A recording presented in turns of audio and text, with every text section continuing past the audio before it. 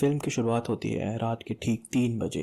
एक औरत की नींद खुलती है क्योंकि उसका फ़ोन बज रहा है। दूसरी तरफ एक पुलिस वाला होता है जो बोलता है कि हमने तुम्हारा घर घेर लिया है क्योंकि कुछ घुसपैठिए अंदर घुस आए हैं। औरत ये बात सुनते ही घबरा जाती है और अपनी बेटी के पास जाने की कोशिश करती है जो दूसरे रूम में है, लेकिन पुलिस वाला उसे रोकता है कि ऐसा करोगी तो दोनों की जान खतरे में पड़ जाएगी।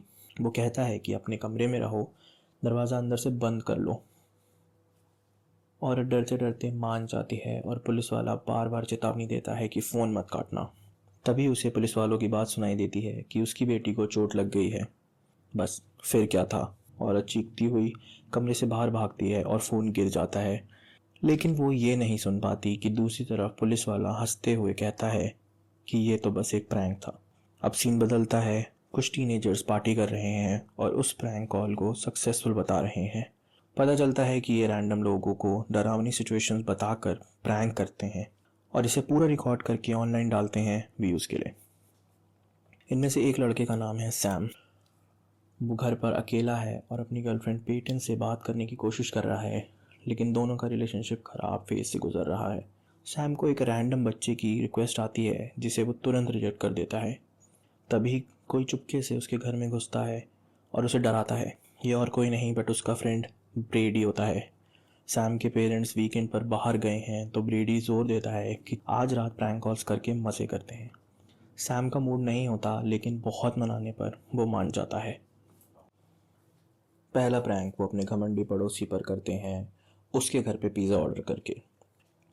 ब्रेडी पिज़्ज़ा का ऑर्डर देने के लिए कॉल करता है, लेकिन फ़ोन पेटन उठाती है जो वहाँ पार्ट टाइम जॉब करती है।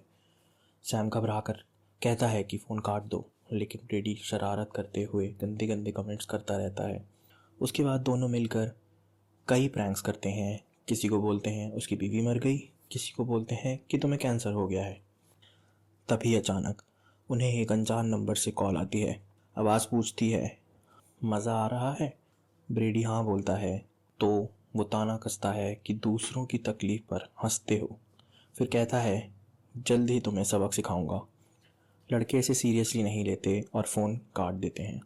फिर ब्रेडी पड़ोसी को फ़ोन करता है और झूठ कहता है कि कुछ टीनेजर्स पिज़्ज़ा डिलीवरी बॉय बनकर घर लूट रहे हैं। पड़ोसी बोलता है कि अभी तो उसके घर के आगे एक पिज़्ज़ा बॉय खड़ा है और उसने कोई ऑर्डर नहीं किया। बाहर देखते हैं तो उनका दोस्त मोस्टली पिज़्ज़ा लेकर खड़ा है। पड़ोसी गुस्से में बेसबॉल बैट लेकर निकलता है। मोस्टली वहाँ से भागते हुए अपने दोस्तों को वीडियो रिकॉर्ड करते हुए देख लेता है।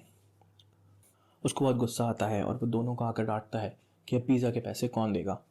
शाम को बुरा लगता है और वो पैसे दे देता है।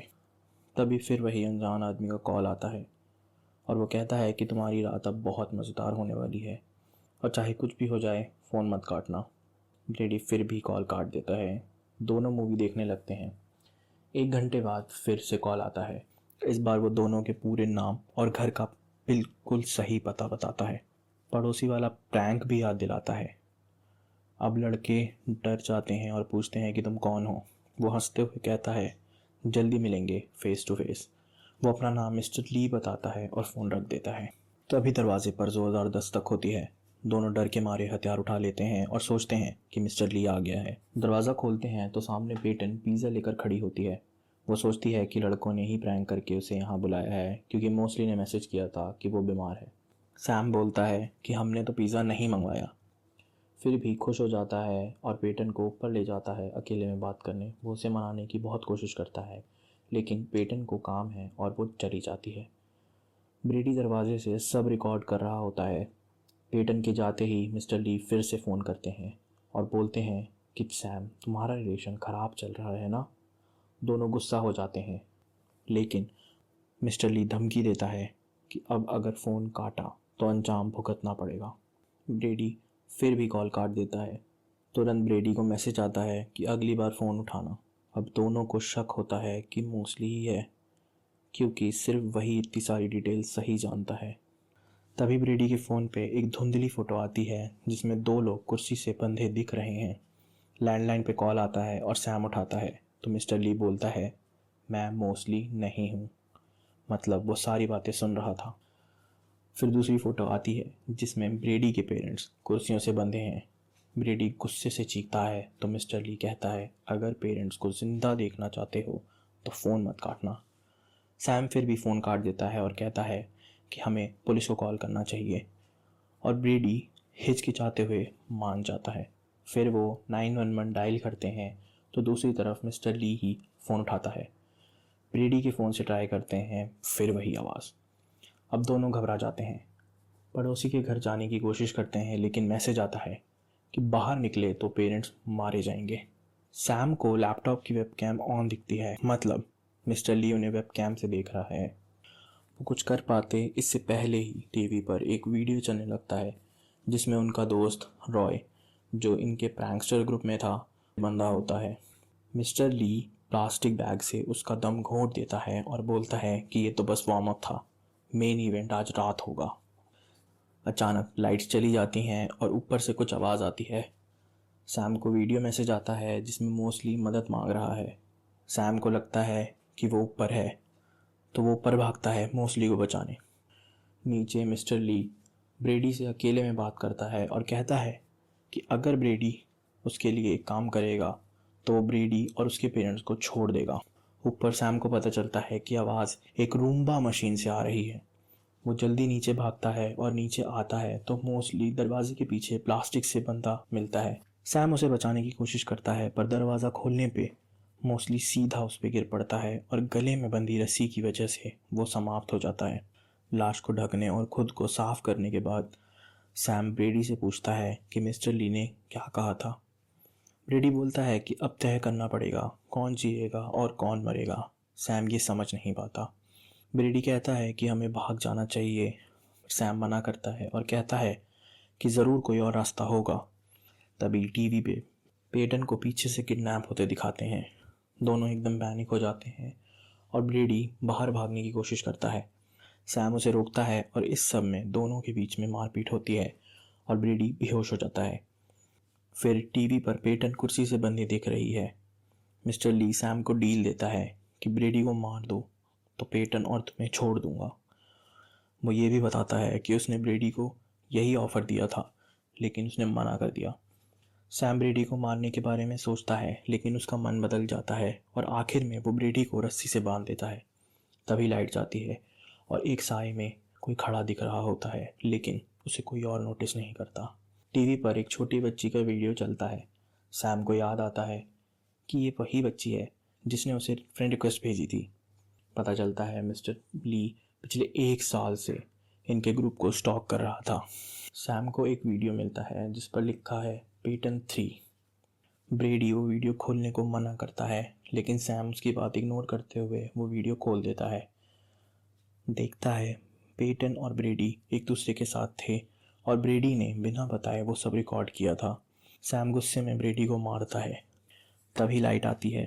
टीवी पर ब्रेडी के पेरेंट्स का वीडियो चल रहा है। उसकी नज़र पीछे लगी एक क्लॉक पर जाती है और वो देखता है कि क्लॉक में टाइम 2 घंटे पीछे है। सैम समझ जाता है ये पुराना रिकॉर्डेड वीडियो है। वो बोलता है कि वो पहले पेटन को ज़िंदा देखना चाहता है, लेकिन मिस्टर ली उसे फिर भी पहले ब्रेडी को मारने को कहते हैं। सैम ब्रेडी को छोड़ देता है और कहता है कि जब तक पेटन और ब्रेडी के पेरेंट्स को ज़िंदा ना देख लूँ कुछ नहीं करूँगा। तभी मिस्टर ली बोलता है, तुम सब प्रैंक हो गए हो, और ब्रेडी के पेरेंट्स की लाशें दिखाता है, मतलब वो उन्हें पहले ही मार चुका था। तभी लाइट चली जाती है और ब्रेडी सैम को बोलता है कि सैम बाहर जाकर मदद ले आए। सैम अपने दोस्त को अकेले छोड़ के जाने को मना करता है।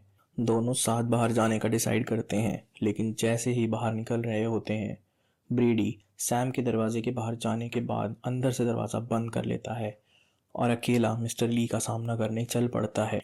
बाहर सैम एक सफ़ेद वैन देखता है और उसकी तरफ बढ़ता है। वैन के अंदर उसे सीसीटीवी फीड मिलती है और वहाँ पेटन बंधी हुई मिलती है। वो उसे जल्दी से छुड़ाता है। दूसरी तरफ ब्रेडी पीछे के दरवाजे से निकलता है और झूले पर मोज़ली की लाश पाता है। पीछे से मिस्टर ली अचानक आ जाता है। सैम ब्रेडी की चीख सुनता है। वो पेटन को पुलिस बुलाने बोलकर खुद ब्रेडी की मदद करने भागता है। घर में एकदम अंधेरा होता है। वो हर कमरा चेक करता है। उसे अचानक पेटन के चिल्लाने की आवाज़ आती है और वो बैकयार्ड में भागता है जहाँ उसे पेटन मिलती है। तभी पीछे से मास्क वाला मिस्टर ली हमला करता है। दोनों के बीच मारपीट होती है और सैम उसको उसी के चाकू से मारता है। लेकिन जब वो मास्क हटाता है तो देखता है कि ये ब्रेडी है, जिसके मुंह पर टेप लगा हुआ है। वो आखिरी शब्द बोलता है, ब्रदर्स फॉर लाइफ, और ख़त्म हो जाता है। तभी असली मिस्टर ली सामने आता है।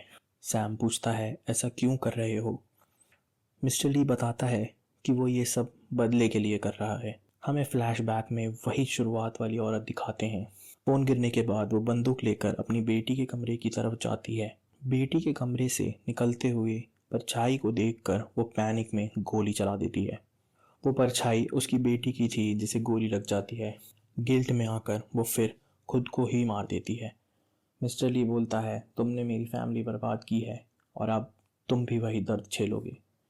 वो सैम की तरफ बंदूक तानता है और हमें बस गोली चलने की आवाज़ आती है। सीन अगली सुबह शिफ्ट होता है और सैम जिंदा है। उसके एक हाथ में बंदूक और दूसरे हाथ में चाकू है। वो बैकयार्ड में जाता है जहां उसके सभी दोस्तों की लाशें पड़ी हैं, पेटन की भी। पुलिस उसे घेर लेती है और इस गंभीर गुनाह के लिए गिरफ्तार कर लेती है। न्यूज़ रिपोर्ट आती है कि सैम को गुस्सा आया था अपनी गर्लफ्रेंड और बेस्ट फ्रेंड का वीडियो देखकर, और इसी गुस्से में उसने दोनों को, ब्रेडी के पेरेंट्स को और बाकी दोस्तों को मार डाला और फिल्म यहीं ख़त्म हो जाती है। तो दोस्तों, अगर आपको ऐसी ही इंटरेस्टिंग मूवीज़ के रिकैप्स देखना पसंद है तो हमारे चैनल को ज़रूर सब्सक्राइब करें। वीडियो पसंद आई हो तो इसे लाइक करें और बेल आइकॉन दबाना ना भूलें, ताकि कोई भी थ्रिलिंग और मज़ेदार रिकैप्स मिस ना हो।